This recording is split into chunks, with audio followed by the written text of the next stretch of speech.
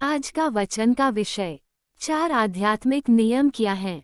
4 आध्यात्मिक नियम उद्धार के शुभ संदेश को जो यीशु मसीह में विश्वास के द्वारा उपलब्ध है को सुनाने का एक तरीका है।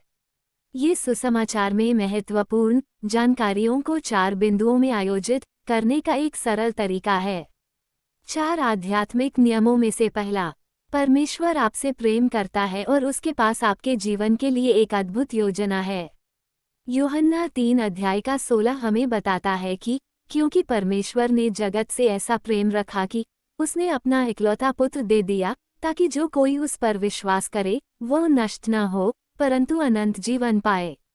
यूहन्ना 10 अध्याय का 10 हमें यीशु के आने के कारण को देता है, मैं इसलिए आया कि वे जीवन पाएं और बहुतायत से पाएं। हमें परमेश्वर के प्रेम से कौन सी बात रोक रही है? कौन सी वस्तु हमें बहुतायत के जीवन को पाने से दूर रख रही है? जीवन से दूर, बहुतायत जीवन पाने से दूर शैतान की शक्तियाँ, दुष्ट लोग और शरीर की लालसा एवं शरीर की दुर्बलताओं के कारण हम परमेश्वर यीशु मसीह से बहुतायत आशीषों से दूर हो जाते हैं। 4 आध्यात्मिक नियमों में से दूसरा, मनुष्य पाप के कारण दोषी है इसलिए परमेश्वर से अलग है। परिणामस्वरूप हम अपने जीवन के लिए परमेश्वर की अद्भुत योजना को नहीं समझ सकते हैं। रोमियो 3 अध्याय का 23 इस जानकारी की पुष्टि करता है, इसलिए कि सब ने पाप किया है और परमेश्वर की महिमा से रहित हैं। रोमियो 6 अध्याय का 23 हमें पाप के परिणाम को बताता है, पाप की मजदूरी तो मृत्यु है। परमेश्वर ने हमारी रचना उसके साथ सहभागिता रखने के लिए की है, परंतु मनुष्य इस संसार में पाप को ले आया और इसलिए वह परमेश्वर से अलग है।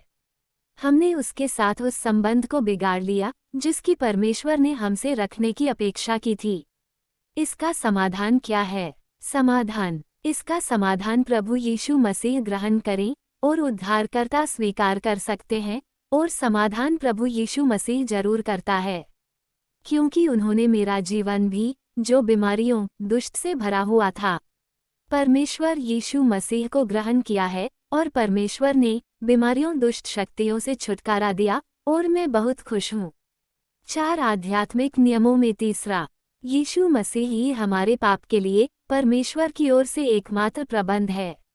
यीशु मसीह के द्वारा हम अपने पापों की क्षमा प्राप्त कर सकते हैं और परमेश्वर के साथ ठीक संबंध पुनः स्थापित कर सकते हैं। रोमियो 5 अध्याय का 8 हमें बताता है कि परंतु परमेश्वर अपने प्रेम की भलाई इस रीति से प्रकट करता है कि जब हम पापी ही थे तभी मसीह हमारे लिए मरा।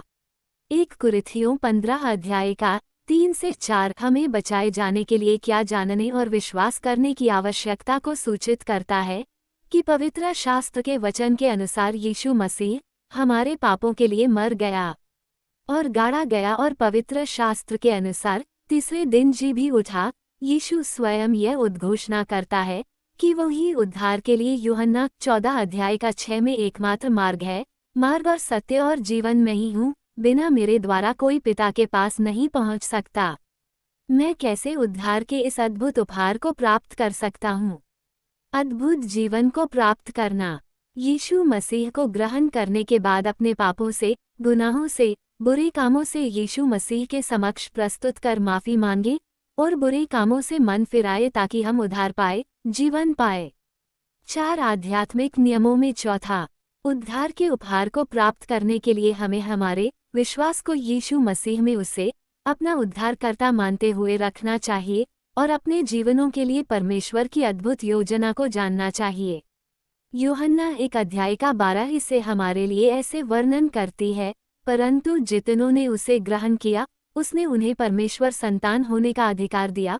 प्रेरितों के काम 16 अध्याय का 31 स्पष्ट रूप से यह कहती है कि प्रभु यीशु मसीह पर विश्वास कर तो तू और तेरा घराना उद्धार पाएगा। हम केवल अनुग्रह से एकमात्र यीशु मसीह में ही विश्वास करने के द्वारा बचाए जा सकते हैं। इफिसियों 2 अध्याय का 8 से 9। यदि आप उद्धारकर्ता के रूप में यीशु मसीह में विश्वास करना चाहते हैं तो निम्नलिखित शब्दों को परमेश्वर से कहें। इन शब्दों के कहने मात्र से आपका उद्धार नहीं हो सकता है।